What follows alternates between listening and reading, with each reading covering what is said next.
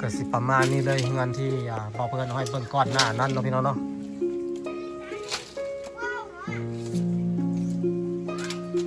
เวลาฝนตกลงมาก็หัว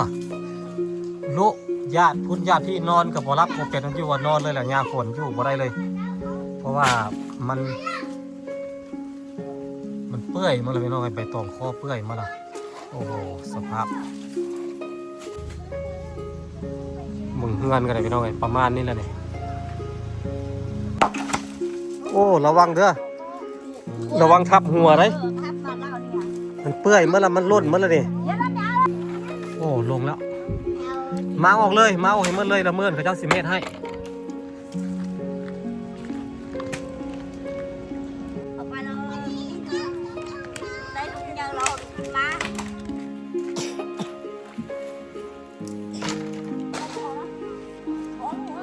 ดีใจนำน้องๆเนาะพี่น้องเนาะครอบครัวของเขาเจ้า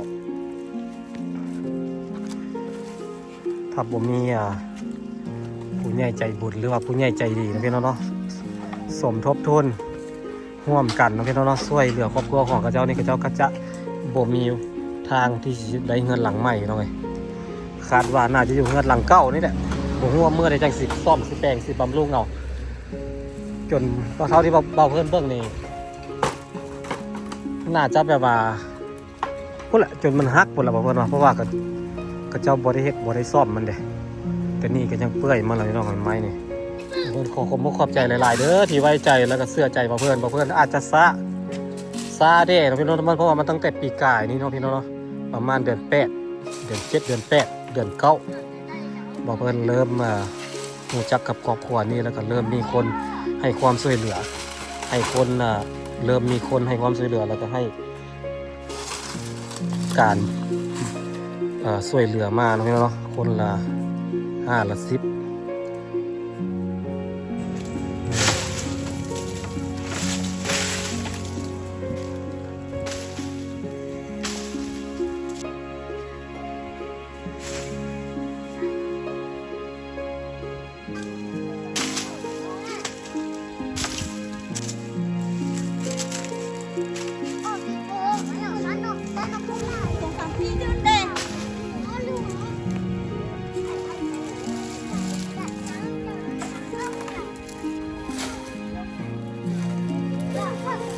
น้องนายไอ้ถามเนี่ยบ่มีข้าวกินเลยบ่มีข้าวเลยแม่นบ่สมมติถ้าบ่มีข้าวแล้วสิเอายังกินมื้อแรกนี่ถ้าสมมติบ่มีข้าวแล้วอ้ายบ่มานี่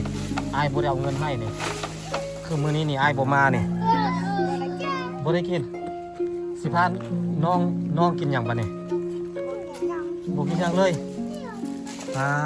ตัวเคยอดข้าวดุอยู่ปะลงแล้วโอ้ลงมาแล้วโอ้เรียบร้อยเหลือแค่ความทรงจำพี่น้องเงินหลังนี่เป็นอดีตไปแล้วน้องนายเงินเจ้าหลังนี้เจ้าสิบ่ได้เห็นละได้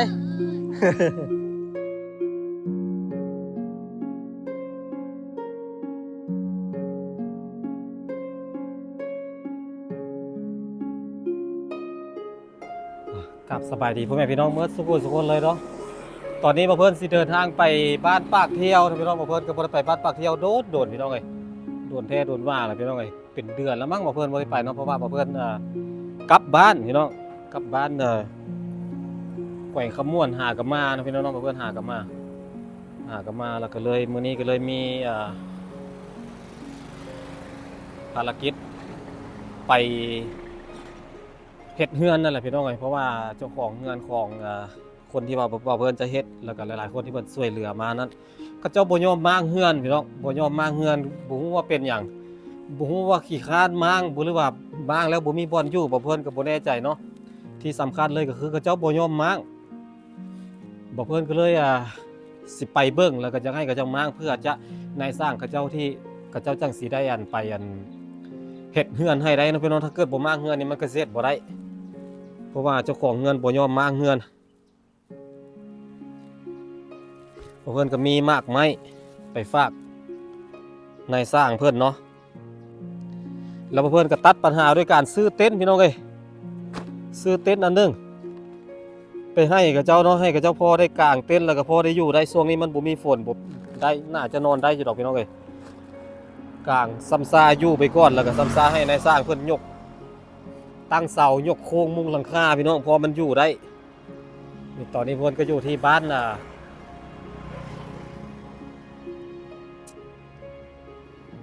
บ้านนาตากเนาะพี่น้องเนาะเพิ่นอยู่ที่บ้านนาตากเด้อนี่เพิ่นกำลังสิเดินทางไปบ้านปากเที่ยวบรรยากาศน้องๆกะเสงเป็นมื้อสุดท้ายนะพี่น้องเนาะมื้อนี้เป็นมื้อสุดท้ายในการสอบเสกเทอม1เด้อพี่น้องเทอมแรกน้องอายีบ่ฮู้ว่าเสงแล้วหรือยังถ้ามีโอกาสเพิ่นจะไปแวะเล่นน้ำน้องอายีนำ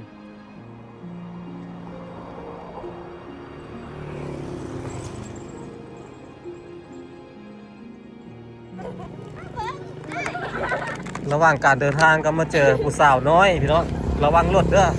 ใส่คอเบิ่งลูกฮวกแน่อยู่ใส่เป็นตัวแบบใดใส่โอ้โหตัวใหญ่เนาะพอเป็นตัวใหญ่ซับปูมือนี่แหละมื้อนี้บ่ได้เข้าโรงเรียนเนาะมื้อนี้เนาะเสงแล้วละได้ขึ้นอยู่บ่อ่ะขนมนี่ไอ้มาคนเดียวเอาคนละถุงเด้อเคยเห็นอ้ายอยู่บ่เอาคนหนึ่งบอกคนหนึ่งเคยมีบางคนเคยเนาะบางคนบอกเคยเนาะโอเคใส่ของเจ้าได้หลายบอกเบิ่งดูฮะไอ้ขอเบิ่งเด้เอานี่พุดโอ้เฝ้าเมื่อปะเฮ้ได้หลายเติบได้พอกินแล้วเนาะอยู่บ้านนามอนนี่ปะโรงเรียนนามอนมัธยมกับเข้าอยู่บ่มื้อนี้เขาอาจารย์ไปยังงั้นแต่สิเจ้าเด้โรงเรียนมอหยังม.1สิเจ้าบ่ไปโรงเรียนออกโรงเรียนบ่หรือว่าต้องบ่ไปอาจารย์บอกก็ห้องเราเมื่อเรามาหากินมาเล่นเราพากันไปซอดโอเคไปบายบายบายบายบายบายน้องๆหนักเฮียนแต่ว่าพอได้เข้าเฮียนอาจารย์บอกขึ้นห้องก็เลยพากันมาซอดหาอยู่หากินนะพี่น้องเนาะเดี๋ยว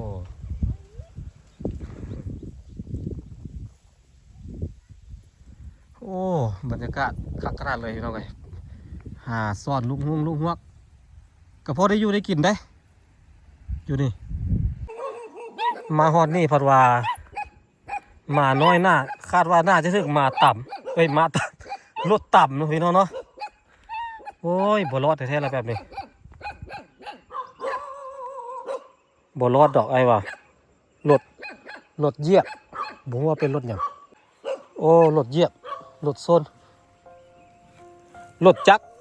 น่าจะเป็นรถจักรขั้นไปก่อนหน้าไอ้เมื่อกี้นี่ตายแล้วป่ะโอ้ไตตนมันเนาะยังบ่ตายยังหายใจอยู่บ่ตายหรอกมานี่เอาน้ำเอาอย่างล่างให้มันโอ้มันเจ็บขนมนี่มันเจ็บด้วยนะ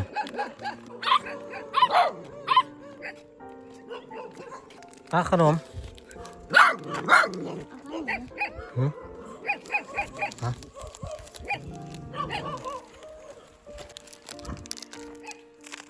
ครับคนนี้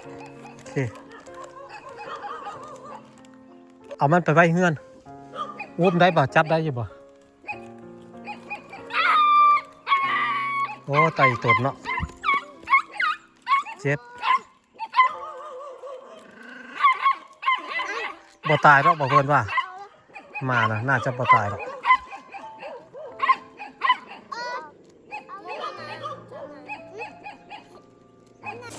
ตอนนี้บอกเพื่อนกำลังฮอดบ้านปากเที่ยวแล้วพี่น้องนี่เจอน้องๆขอบคุณผู้ใหญ่ใจดีหลายๆเด้อพี่สามารถเพิ่นฝากเงินมาให้บอกเพื่อนซื้อขนมให้น้องๆอ้าวขอบใจด้วยขอบใจแบบนี้บอสเจ้าแบบนี้ เอาเลยเฮ็ดแบบนี้นุบแบบนี้โอเคโอ้ เยอะ ให้คนนี้ แล้วเอาหน้า โดย เอิ้นเนาะ บอกน้องเนาะอ่ะเก่งเก่งเก่ง ไอ้เนาะก็เร็ว ของเจ้า ก็จะ โดยสิพากันไปใส่ไปโรงเรียนบ่ไปโรงเรียนทำบายบาย บ๊ายบาย บายบาย บ๊ายบาย บายบาย เอาไปอยู่เอาไปอยู่มาตื่น ขอบคุณพี่สามารถอีกเรื่องหนึ่งหน่อยพี่น้องเพิ่นฝากเงินมาเพิ่น1,000 บาทพี่น้องเพิ่นซื้อขนมมาไว้แจกเด็กน้อยนำระหว่างทางบ่เพิ่นก็ซื้อหมดแล้วแหละแต่ว่าขนมยังอยู่เฮือนบ่เพิ่นผมยังหลายอยู่พี่น้องเอ้ยยังหลายอยู่เอานี่ของฝากเนาะของฝากของตอนเด้อแล้วอันพวกหินพวกอันนี้นี่กับเจ้าอันเอามาเมื่อหรือยังเอารถยังไปเอานี่ เราบ่มีเงินจักเขาแล้วข้ออันน้องชายอัน น้องชายเชี่ยวมันไปตั้งให้ละลาซะก่อนเพิ่นเดี๋ยวนี้เงินจักกีบก็บ่มีเขามื้อนี้ก็ น้องนายอยู่เฮือนบ่น้องนายอยู่เฮือนบ่ อยู่ว่า โอ้ตายห่าแล้วบ่มีเงินจะเก็บว่าซั่นเข้าก็บ่ได้กินเฮ็ดได้บาทนี่บ่มีเงินบ่มีหยังบัดนี้ มื้อนี้เขาก็บ่มีเขา อันนี้นี่ค่อยซื้อมาให้เจ้านี่เต็นท์เอาไว้นอนย่านบ่มีบ่อนนอนกางนอนแล้วค่อยสิมาซอยกางให้ค่อยไปเบิ่งไม้ก่อนแล้วค่อยสิมาแว่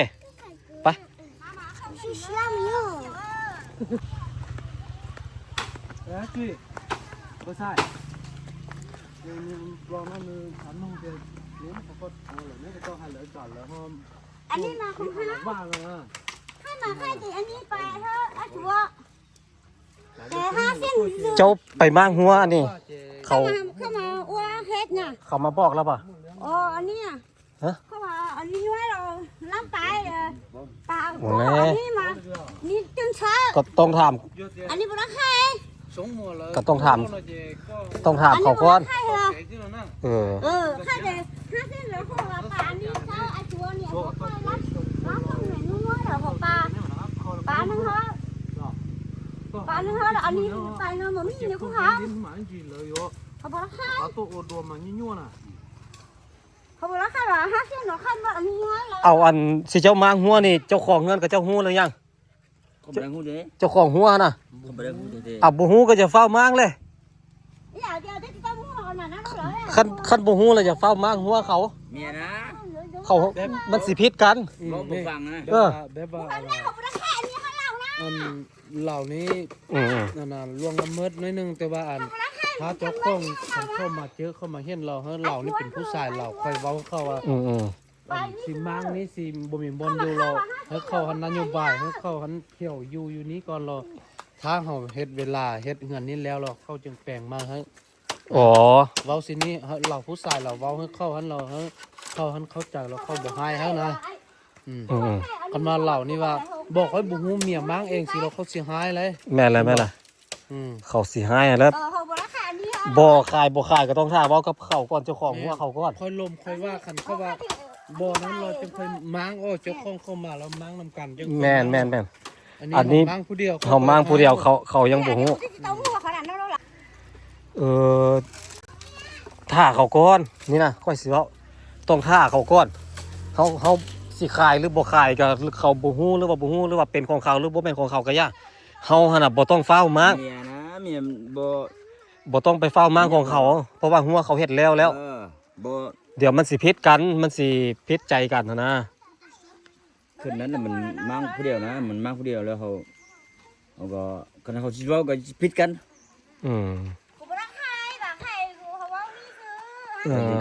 อันนี้เรา ขายบ่ได้ขายก็ยากขอให้ได้คุยกับเขาก่อนค่อยสิมางเด้ออันนี้ค่อยบ่ได้ขายตกลงกับเขาซะก่อนแล้วเขาจักมางบ่แม่นเฮาสิมางโลดบ่ได้ เว้าความดีแต่ก่อน เว้าความดีกันก่อน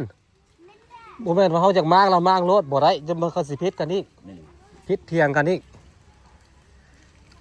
เฮามางเด้อมื้อนี้ค่อยตั้งมาเบิ่งนี่แหละโอ้มันสิไปแล้วนี่มันโยดเย็ดแล้วนี่สิล้มแล้วพี่น้องเอ้ย ล้มแล้ว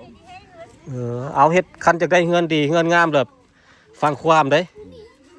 เว้าให้ฟังความเด้น้องในเด้น้องในอยู่หั่นน้องใน nói là nghe nó nghe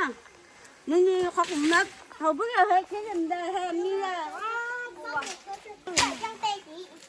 อ้าวสบายดีน้องใน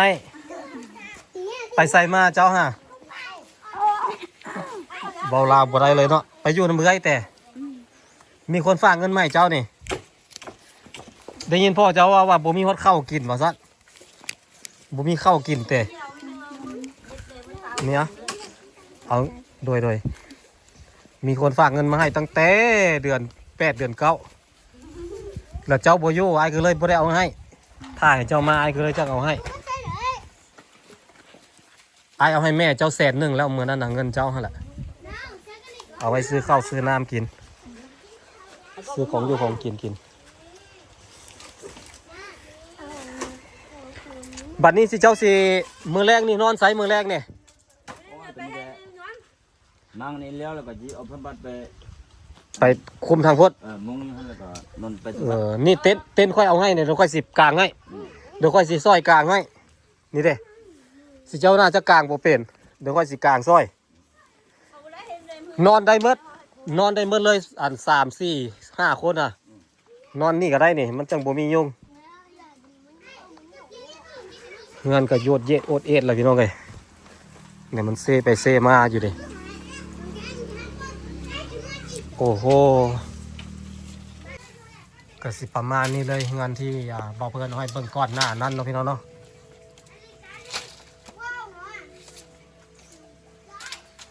เวลาฝนตกลงมาก็หัวลุญาติพี่นอนกับบ่รับบ่เป็นอยู่ว่านอนเลยแหละยามฝนอยู่บ่ได้เลยเพราะว่ามันเปื่อยมาแล้วพี่น้องไอ้ใบตองคอเปื่อยมาแล้วเปื่อยมาแล้วเนี่ยยามฝนมาโอ้โหสภาพกับบ่มีเล็กตะปูได้ใส่ไม้ค้ำเอา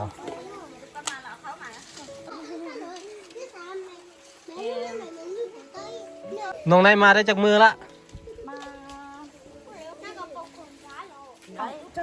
มาได้จากมือ1 2 3 4 5 10 มื้อ20 มื้อ30 มื้อเดือนหนึ่ง มาได้จากมือละได้20 มื้อนะ20 ปลายมื้อมาตั้งแต่ช่วงอันนอเปเจ้าคุณบ่บุญปีใหม่นอเปเจ้าเจ้าไปเล่นอยู่ใส่บ้านคุมพรแต่ อยู่น้ำปุ๋ยป่ะ บ้านหนึ่งก็แม่เพิ่นมักว่าบ้านนั้นห้วยสมอป่ะนาพรบ้านนาพร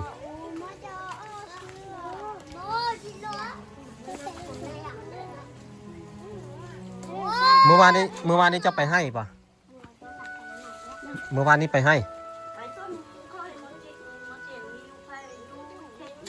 ส่วนอย่างก็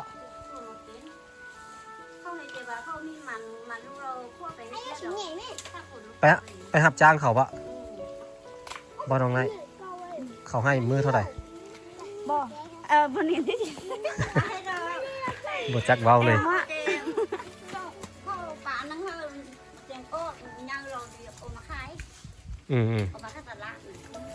เอามาขายตลาดได้เงินหลายปะได้เขายังบ่ได้ให้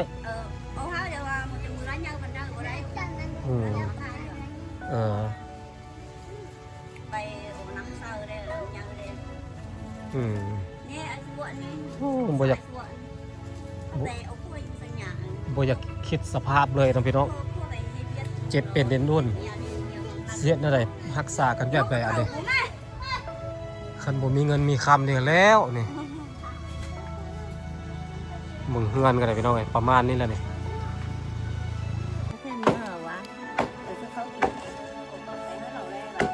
น้องไนมือแรงไปนอนใส่น้องไนนอนฮะนอนนี่ โอ้นอนพื้นนี่เลยปาตัวพ่อจะมางเฮือนแล้วได้นี่ มาเฮือนนอนก่อนไปเนาะ เออนี่น้องนายนอนอันนี้เอาเนาะจักหน่อยเฮากลางอันนี้เนาะได้สิซอยเฮ็ดซอยเฮ็ดซอย อันเนี้ยจ้าไปเก็บโล โอ้ระวังเด้อระวังทับหัวได้ พัดมาแล้วเนี่ย มันเปื่อยเมื่อละมันล่นเมื่อละนี่ เดี๋ยวเราจะเดี๋ยวเราใจมาลงมาเนาะเดี๋ยว นี่นะนายสร้างกระเจ้าอันสร้างให้มางตั้งหลายมื้อสิเจ้าคือบ่มาง หูได้ทางเหนือ คันสิเจ้าอันมางไว้หั่นน่ะเขาเจ้าก็ไม่เฮ็ดให้กระเจ้าให้เจ้าแล้วป่านนี้น่ะ ได้เราไปเรามาเราเฮ็ดเราให้กินเด่นนะฮะ5 มือ 6 มือเข้าไปลงสายแล้วเขาดินมาได้ต้องมือวันนี้คือมือนี้เนี่ยเขาไปบอกเราไปตั้งว่าเราไปแล้วเขาแบบเข้าผู้อื่นมาไปตั้ง ค่อยโทรหาลูกชายเจ้าน่ะลูกชายเจ้าก็โทรมาบอกอยู่บ่ ดูวะ โทรมาบอกค่อยบอกว่าบอกแม่เจ้ามาเฮือนเด้อค่อยบอก เดี๋ยวเขาไปได้เขาได้มาเฮ้ยน่ะ โอ้ลงแล้วมาออกเลยมาออกให้หมดเลยละเมินเขาเจ้าสิเมตรให้บางเทื่อเมินค่อยสิมาเบิ่งนำ มือมา เมินค่อยสิมาเล่นนำอีกที่จริงแล้วนายสร้างเพิ่นก็สร้างให้ม้างไปโดนแล้วแหละพี่น้องแต่ว่าเขาเจ้าบ่ได้ม้าง เขาบ่มาเลยบ่มามาแล้วก็ เจ้าบ่ม้างเขาสิมาเจ้าก็ต้องม้างก่อนเขาจังมา ลงสายเลยได้เขาบ่ได้มาแล้ว เขามาบอกให้ม้างเจ้าบ่ม้างเขาก็บ่มาเลยเขาว่าอันนี้มาถ่ายเขามาก็จังม้างเขาก็บ่มาแล้วแนวเจ้าบ่ม้าง เขาอยู่เฮือนเด้เขาบ่มาเขาไปทางเราเข้าไปลงสายเลยเด้กูบ่ได้มาเถอะเขามาได้ส่งมือนี้ ไม้ตัวใดใส่ได้ก็เก็บไว้ก่อนตัวใดใส่บ่ได้ก็เฮ็ดฟืนระวังเหยียบเล็กเด้อเล็กตะปู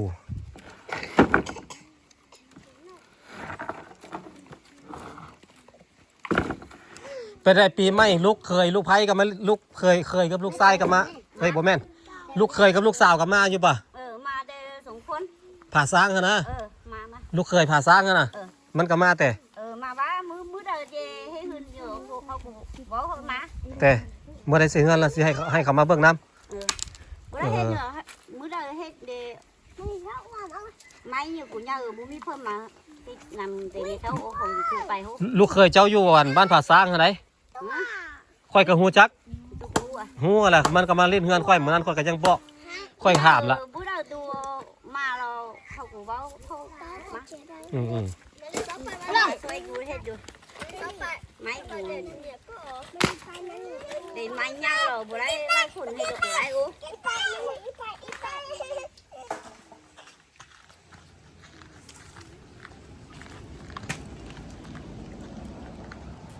เมื่อไปเราให้ให้มาเรารู้ค่ะว่ารู้ต้องให้เอาไปเรานี่ดูได้ดูnhờเรามานี่chỗ nó là chỗ này rồi chỗ này rồi xem à โอ้ระวังไม้เด้อไม้กิ้งลงมา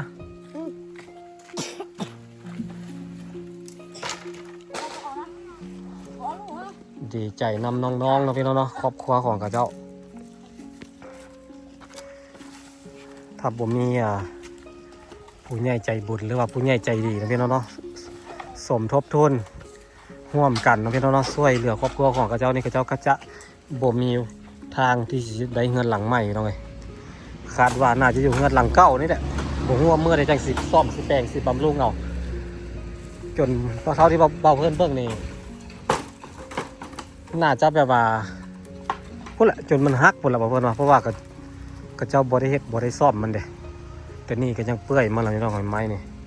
โยกเยกอะจักสิลงมือใดก็บ่ฮู้ขอบใจหลายๆผู้ใหญ่ใจดีผู้ใหญ่ใจบุญเนาะที่ช่วยเหลือมาให้บ่เพิ่นเป็น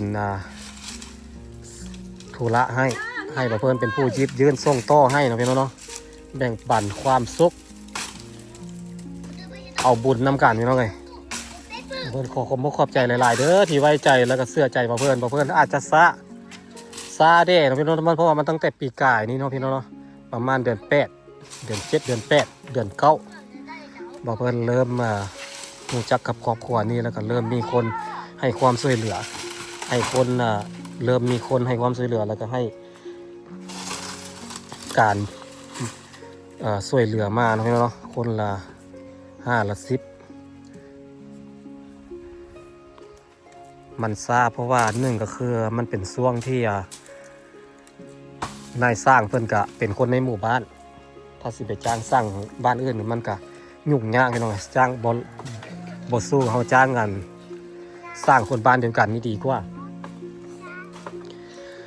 เป็นช่วงเวลาเก็บเกี่ยวพี่น้องมักเดยมักสะลีมักแตงให้เข้า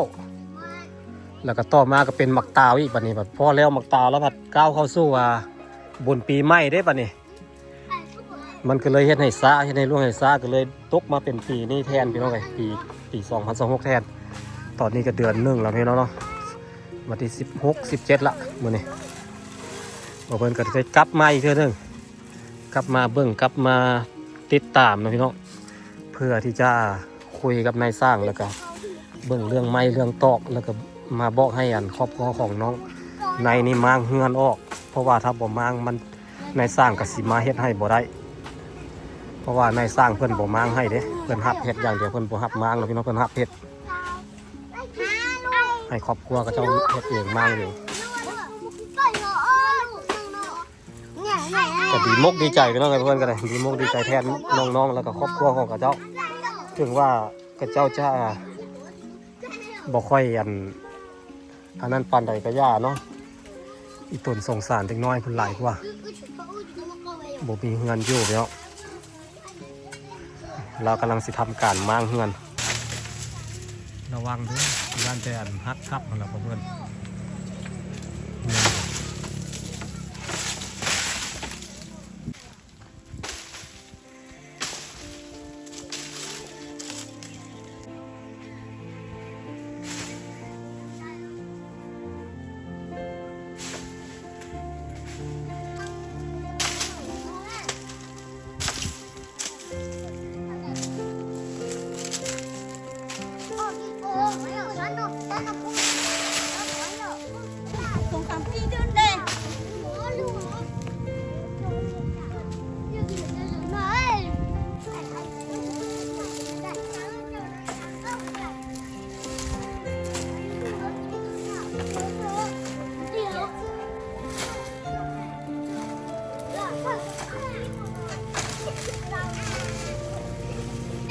น้องนายไอ้ถามเนี่ยบ่มีข้าวกินเลย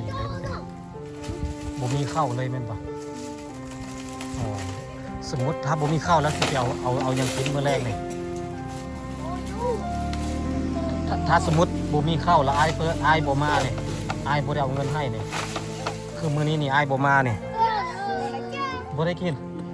สิพาน้องกินหยังปะเนี่ยบ่กินหยังเลยตัวแค่ไหนอดได้ไอ้อดบ่ได้แต่ไอ้หิวไอ้คือสิบ่มีแห้งแล้วครับเป็นไอ้หรอ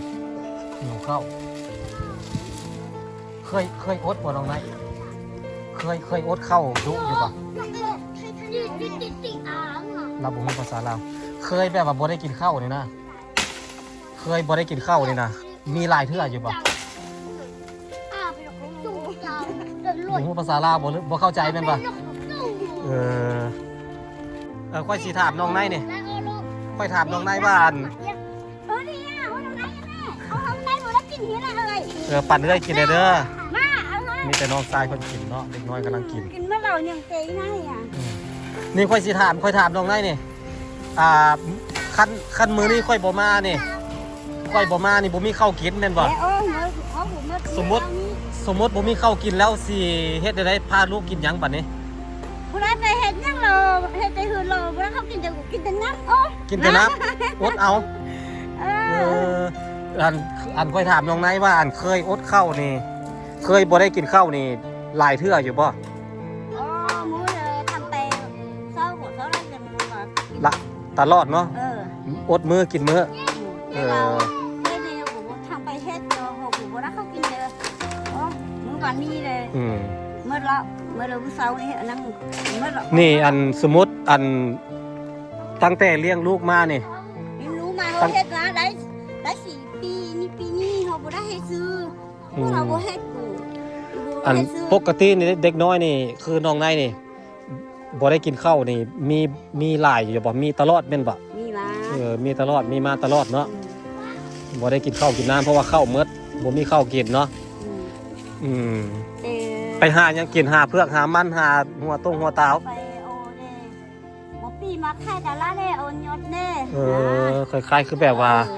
กินพอประทังชีวิตไปแล้วพ่อกินหยังก็กินไปมีหยังก็กินอันนั้นโอ้ ปีนี้ไปเราดีเฮ็ดให้ เอาบัดนี้ไปนี่หาเฮ็ดให้เห็นส่วนได้ อัน4 ปีนี่เอาหมูระเฮ็ดอยู่นะเด็กน้อยมาเรา พาลูกพาเต้าเฮ็ดเนี่ยเพราะว่าเด็กน้อยเขาก็เริ่มใหญ่แล้วเฮ็ดซอยได้แล้วเด้ เมื่อหนึ่งยังไล่เนี่ย เอาหาเฮ็ดให้เฮ็ดสวนบัดนี้น่ะพากันทุกข์กันยากหลาย เดี๋ยว มีต้นเด็กน้อย พวกนี้ดูได้พวกโตไปหาเงินไปมาเขาโอ้ลงมาแล้วลงระวังเด้อบอกเพื่อนกับบ่มีขาตั้งกล้องพี่น้องไปซอยเรากันเลยต้องได้ติดกล้องจังได้ไปซอย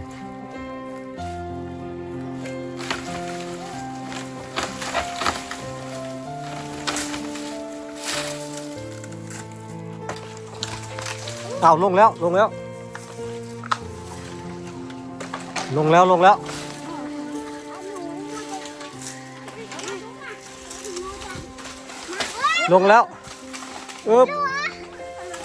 อึบ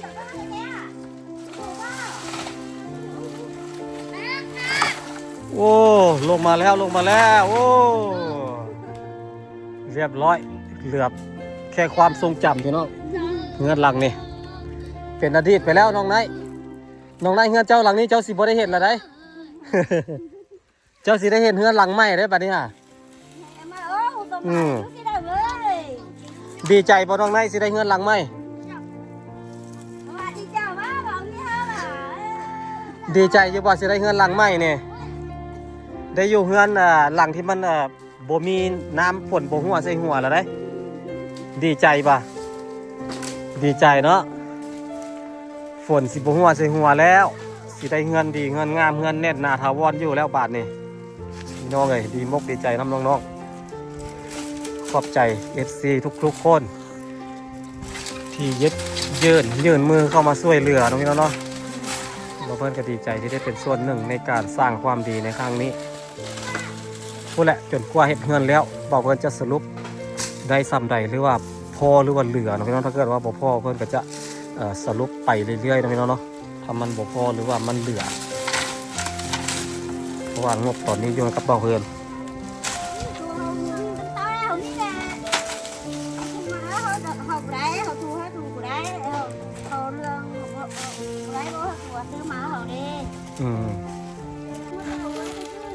เหลือแค่ความทรงจำบ้านเก่าบ้านแก่บ้านเคยอยู่เคยนอนเนาะพี่น้อง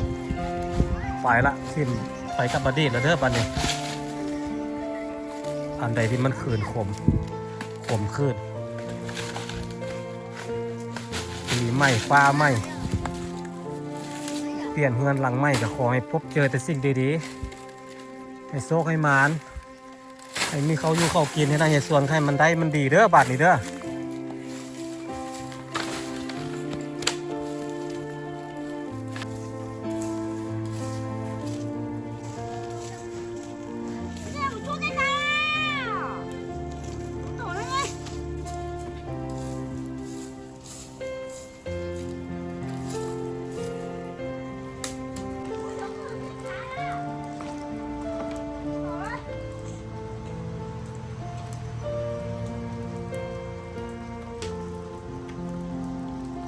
เราพี่น้องเนาะเดี๋ยวพอเพิ่นจะมาอีกมาเติมมื้อค่อยสิมาอีกเด้อมื้อค่อยสิมาอีกมาเติมมาเบิ่งน้ำกระเจ้านี่ล่ะให้พี่ต้องเฮ็ดเงินได้ซ่านแล้วก็มาจ่ายเรื่องไม้เรื่องตอกพี่น้องเนาะเดี๋ยวพอเพิ่นมื้อนี้เดี๋ยวเพิ่นขอตัวลาพาจากก่อนพี่น้องเอาไว้เจอกันในมื้อหน้าขอบคุณหลายๆที่เข้ามาติดตามเพิ่นให้กำลังใจเพิ่นครับครอบครัวของกระเจ้านี่เอาไว้เจอกันในมื้อหน้าสำหรับมื้อนี้สบายดีเนาะสบายดี